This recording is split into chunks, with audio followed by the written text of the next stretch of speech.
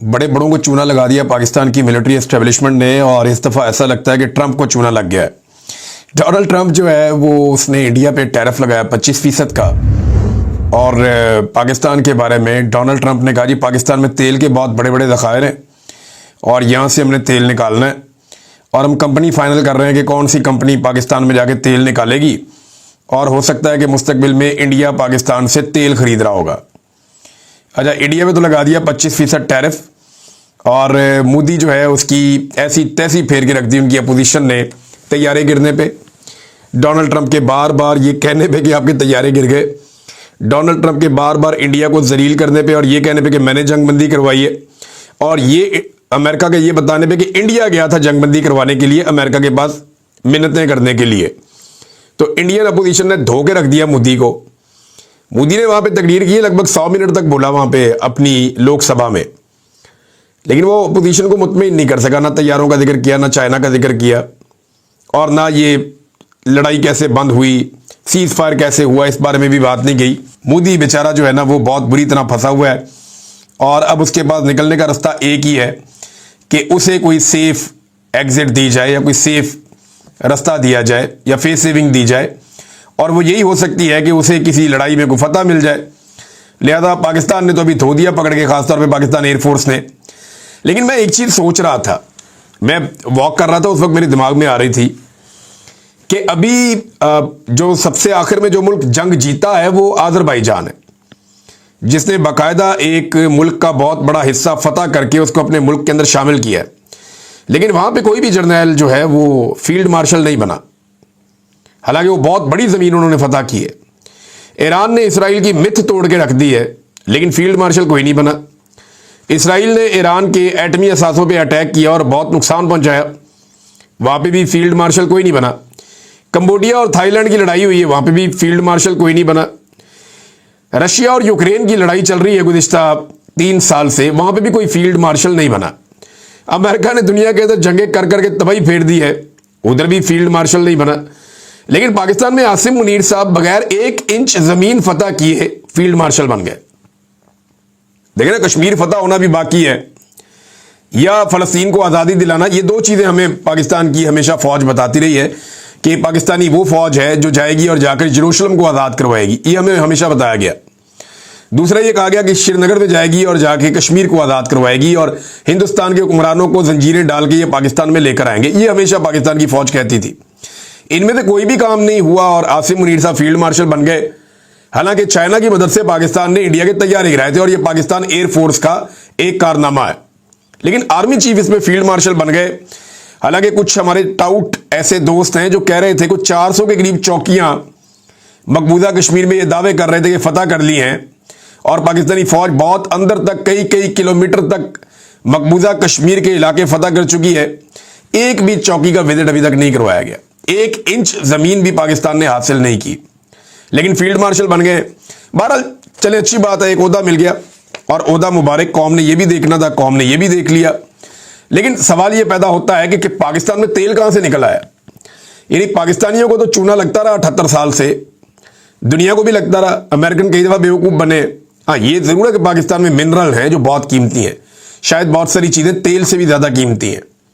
बहुत सारे पत्थर हैं, बहुत सारी धातें हैं, बहुत सारे रेयर अर्थ मिनरल्स हैं, मार्बल है, बड़ा दुनिया का आला क्वालिटी का, टॉप क्वालिटी का मार्बल है, जो बाजोड़ जहां पे ऑपरेशन हो रहा है, यहां पे तो मादनियात के भंडार है वजीरिस्तान में। तो ये तो हम मानते हैं कि ये है, लेकिन तेल पाकिस्तान में कहां निकला है इसके बारे में अभी मुझे हैरत है। और इतने बड़े ज़खायर हैं कि अमेरिकन कंपनियों को अब कहा जा रहा है, डोनाल्ड ट्रंप ये अनाउंस कर रहा है, लगता है कि पाकिस्तानी एस्टेब्लिशमेंट ने ट्रंप को भी चूना लगा दिया। यानी इस तेल के पीछे ये इराक गए थे, ईरान भी तेल बेचता है। पाकिस्तान में अगर तेल है तो अब तक निकल आना चाहिए था, लेकिन होगा, कोई ना कोई ज़खायर होंगे, लेकिन इतने बड़े ज़खायर के अमेरिकी सदर अनाउंस कर रहा है, ये ऐसा लगता है कि किसी ने बेवकूफ़ बनाने की कोशिश की है। आज का दिन बड़ा इंपॉर्टेंट है नाज़रीन, एक बड़ा झटका आज पाकिस्तानी कौम को लगाने की कोशिश की जा सकती है। खबर यह है कि आज 31 जुलाई है, और कौमी असम्बली और सेनेट दोनों के जो अपोजिशन लीडर हैं उनको आज सजा हो सकती है दहशतगर्दी की अदालत से, फैसलाबाद से। और ये अकेले नहीं है, इसके अंदर कोई 8 MNAs हैं, उमर अयूब साहब बतौर अपोजिशन लीडर हैं, 8 MNA हैं उनके साथ, कुछ 6-7 MPAs हैं, फिर इसमें एक सेनेटर हैं जो सेनेट में अपोजिशन लीडर हैं, शिबली फराज साहब, उनका भी नाम है। फवाद चौधरी साहब भी इन्हीं केसेस के अंदर है, 3 मुकदमात हैं। कमल शोजब भी इन्हीं मुकदमात के अंदर है। तो ये 9 मई के मुकदमात हैं। इनमें कुछ 250 से ज्यादा लोगों को आज के दिन में फैसला सुनाने जा रही है दहशतगर्दी की अदालत। और ये जनाब फैसला होगा कहां पे? ये फैसलाबाद में होगा। अच्छा, इसी के हवाले से एक खबर और है कि शिबली फराज ने भी लेटर लिखा और उमर अयूब ने भी लेटर लिखा। इन दोनों ने लेटर लिखा chief justice of Pakistan Yahya Afridi को कि जनाब हमारे साथ ज्यादती हो रही है, ये किस तरह के मुकदमा चल रहे हैं, ना कोई सबूत ना कोई गवाही, झूठ चुताली, और बात कोई सुनता ही नहीं है जज। आधी आधी रात को ट्रायल चल रहा है। ऐसा लगता है कि बहुत जल्दी है सिस्टम को हमें जो है वो सजा देने की और उसके बाद नाअहल करके हमारी सीटों पे इलेक्शन करवाने की। तो इन्होंने बताया कि ये ज्यादती हो रही है, ट्रायल नहीं हो रहा। तो इस पे चीफ जस्टिस याया अफरीदी ने उमर अयूब खान से रब्ता किया और 9 मई मुकदमात पर तहफ़्फ़ुज़ात से मुताल्लिक खत का नोटिस लिया और उमर अयूब साहब से अब ये जो है मुलाकात करेंगे पेशावर में, क्योंकि कुछ लोग ये कह रहे हैं कि उमर अयूब साहब इस्लामाबाद में मुलाकात से उन्होंने गुरेज किया, वो वहाँ नहीं करना चाह रहे, लिहाजा पेशावर में एक मुलाकात होगी उमर अयूब साहब की चीफ जस्टिस ऑफ पाकिस्तान से। तो क्या चीफ जस्टिस इंसाफ दे पाएंगे? तो मेरा सिंपल जवाब यह है कि टाइम को दुरवा सकते, इंसाफ नहीं दे सकते, क्योंकि जिस तरह वो आए हैं उनका आना ही एक बहुत बड़ी नाइंसाफी है कि जस्टिस मंसूर अली शाह साहब की जगह आके वो बैठ गए, फिर उनके पास इख्तियारात भी कोई नहीं है। अब एक और जो इंपॉर्टेंट चीज मैं आपके सामने रखता हूं, एक तो ये फैसले पीटीआई के खिलाफ हो जाएंगे और हुकूमत क्या कर रही है, एक्चुअली ये एस्टेब्लिशमेंट है जो कर रही है, ये पाकिस्तानियों को मायूस करना चाहते हैं। लेकिन इमरान खान ने पाकिस्तान की एस्टेब्लिशमेंट के साथ एक टेस्ट मैच शुरू कर दिया है। पहले शायद इमरान खान को जल्दी होती थी या उनकी पार्टी को जल्दी होती थी कि इमरान खान को फौरी तौर पे बाहर निकाला जाए, ये वाला मामला किया जाए, यहां पे अपील की जाए, ये वाला मुकदमा लड़ा जाए, फला एहतजाज को तेज किया जाए। लेकिन इमरान खान साहब को अब जल्दी कोई नहीं है। ऐसा लगता है कि इमरान खान साहब ने अपने आप को बड़ी अच्छी तरह एडजस्ट कर लिया और कन्विंस कर लिया है कि मैं अब इस निज़ाम के साथ एक लंबी लड़ाई लड़ूंगा। और एक टेस्ट मैच इमरान खान और मौजूदा पाकिस्तानी मिलिट्री एस्टेब्लिशमेंट के दरमियान शुरू हो गया। अब ये जो टेस्ट मैच है, इसमें अभी तो 2 महीने का एक प्लान आया कि एहतजाज अभी शुरू होगा, 5 अगस्त को पीक पे जाएगा, उसके बाद फिर क्या क्या होगा, किस किस मरहले से गुजरेगा, ये पूरा एक कंप्रीहेंसिव प्लान है पाकिस्तान तहरीक इंसाफ के पास। इनके लोग गिरफ्तार भी होंगे, लोग निकला करेंगे, एहतजाज किया करेंगे, ये निजाम नहीं चलेगा इस तरह। देखिए होता क्या है कि हुकूमत की कोशिश है किसी तरह निजाम चले। एक साहब गिरफ्तार होकर आए, वो इंटरव्यू दे रहे थे, यानी गिरफ्तार क्या हो गया, लापता होकर ही आए, और वो बात कर रहे थे शाकिर रेवान साहब के साथ। तो उन्होंने कहा जी देखिए, मुझे कहा गया कि अगर गलत लड़के लड़की की भी शादी हो जाए ना तो फिर भी वो रिश्ता निभाना पड़ता है, चलाना पड़ता है, हम तो इनको हुकूमत दे चुके हैं, अब जो भी है टाइम तो गुजारना पड़ेगा। यानी इस तरह की बातें भी की जाती है। तो ये हुकूमत को अब धक्का लगा रही है एस्टेब्लिशमेंट, लेकिन ये इसका बोझ कब तक उठाएंगे, ये बहुत बड़ा प्रॉब्लम है।